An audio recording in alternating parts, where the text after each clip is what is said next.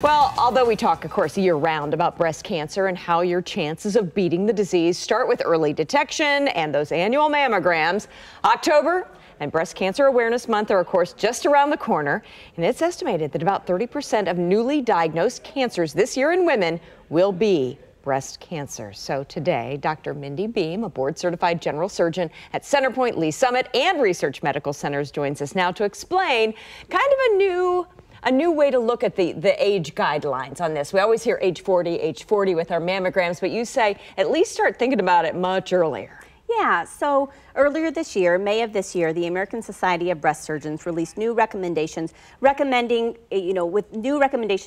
screening for breast cancer.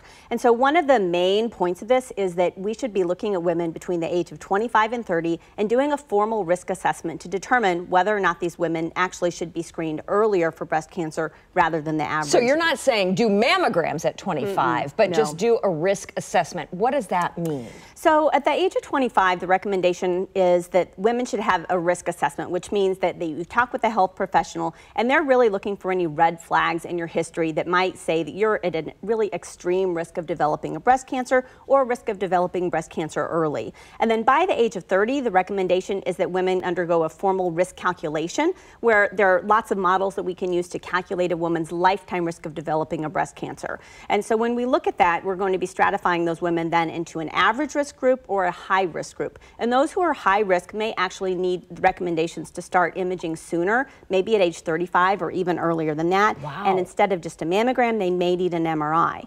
But for those women who, when their risk is calculated, fall into that average risk group, those are the women who, as we've recommended for years, just continue. The recommendation is to start their mammograms at 40, continue it every year until as long as they're in good health. So I kind of like this, though. It's kind of no longer a one-size-fits-all, blanket statement for screenings. Right. So, we wish it were. It would certainly be easier. Well, it would. A lot of women feel like it would be nicer if it were like that. But we recognize that mammogram is a great tool, but for some women, it's just not enough and it's not early enough. And so we really need to look at those individual risk factors. Okay, so can we talk about some of these risk factors that really could maybe alarm you if you hear about them with a young woman? Yeah. So I've divided them kind of into three different groups. The first are those that are really would put someone at make us think if they might have an extreme high risk of developing a breast cancer. Those would be things like a history of chest radiation or mantle radiation when they were younger, usually between the age of 10 and 20. Anybody who has a known family history of any of genetic mutation that might predispose them to breast cancer, like the BRCA gene. And then also any patient or any person who has a family member, a mom, a sister, a daughter with breast cancer or ovarian cancer. Then we have another group of risk factors. Those are the kind of more moderate risk factors. Those are the risk factors that will put put many people into a high risk category. Those are a more extensive family history of breast, ovarian, pancreatic, prostate, other cancers. People who are of Ashkenazi Jewish heritage, people who've had early first periods, late menopause, and who had babies later in life.